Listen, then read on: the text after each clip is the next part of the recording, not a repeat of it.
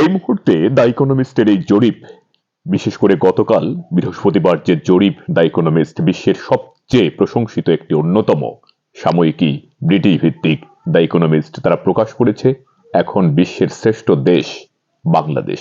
বিশেষ করে উন্নতির ক্ষেত্রে বাংলাদেশ এখন শ্রেষ্ঠ পর্যায়ে আছে এবং ইতিবাচক দিকে বাংলাদেশ এগিয়ে যাচ্ছে।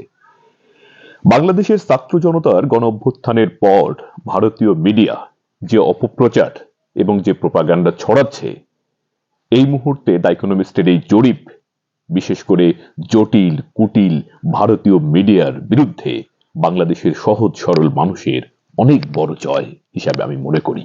দ্য ইকোনমিস্ট বলছে যে সবচেয়ে ধনী, সুখী বা নৈতিকভাবে শ্রেষ্ঠ কিনা সেই বিচারে নয়, গত 12 মাসে সবচেয়ে বেশি উন্নতি করেছে কিনা সেই বিচারে বাংলাদেশ হলো শ্রেষ্ঠ দেশ। শ্রেষ্ঠ দেশ বেছে নেওয়ার ক্ষেত্রে যে দেশগুলোর নাম সামনে এসেছিল তার মধ্যে আর্জেন্টিনা ছিল, পোল্যান্ড ছিল, সাউথ আফ্রিকা ছিল, বাংলাদেশ ছিল এবং সিরিয়া ছিল। যারা ইকোনমিস্টের সংবাদদাতা তাদের মধ্যে উত্তপ্ত বিতর্কে শেষ পর্যন্ত বাংলাদেশকে শ্রেষ্ঠ দেশ হিসাবে আখ্যায়িত করা হয়। ইকোনমিস্টের প্রতিবেদনে বাংলাদেশ সম্পর্কে বলা হয়েছে, এবারের বিজয়ী দেশ হলো বাংলাদেশ, যারা এক স্বৈর শাসককে উৎখাত করেছে।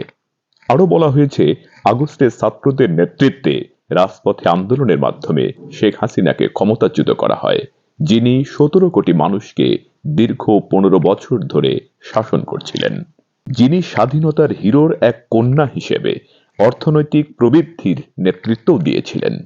এখানে শেখ হাসিনা সম্পর্কে দ্য ইকোনমিস্টে এই কথাটা উল্লেখ করা হয়েছে। তারপরে বলা হয়েছে, কিন্তু পরবর্তীতে তিনি দমন শুরু করেন এবং নির্বাচনে কারচুপি করেন এবং বিরোধীদের কারাগারে পাঠান এবং নিরাপত্তা বাহিনীকে আন্দোলনকারীদের উপর গুলি করার নির্দেশ দেন। তার শাসনামলে বিশাল অঙ্কের অর্থ আত্মসাৎ হয়। দ্য ইকোনমিস্টের প্রতিবেদনে উল্লেখ করা হয় যে বাংলাদেশের ক্ষমতার পালাবদলের মুহূর্তে প্রতিহিংসামূলক যে সহিংসতা এর একটা ইতিহাস রয়েছে। তারপর আরো উল্লেখ করা হয়, প্রধান বিরোধী দল বিএনপি দুর্নীতিগ্রস্ত এবং ইসলামী চরমপন্থাও এখানে একটা হুমকি। তবে এখন পর্যন্ত তাদের পরিবর্তন আশাব্যঞ্জক। দ্য ইকোনমিস্টের প্রতিবেদনে আরো উল্লেখ করা হয়, নোবেলজয়ী প্রফেসর ডক্টর মোহাম্মদ ইউনূসের নেতৃত্বে সেখানে একটা অস্থায়ী সরকার গড়ে উঠেছে এবং সেই সরকারের প্রতি সেনাবাহিনীর, ছাত্র সমাজের, নাগরিক সমাজের এবং ব্যবসায়ী সমাজের সমর্থন রয়েছে। সেখানে শান্তি শৃঙ্খলা পূর্ণ প্রতিষ্ঠা পেয়েছে এবং অর্থনৈতিক অবস্থা স্থিতিশীল হয়েছে। তবে ফাইনালি তারা বলেছে, একটি উদার গণতান্ত্রিক পথে বাংলাদেশ এগোনোর জন্য এবং স্বৈর শাসকের পতনের জন্য বাংলাদেশকে এই পুরস্কারে পুরস্কৃত করা হচ্ছে শ্রেষ্ঠ দেশ হিসাবে।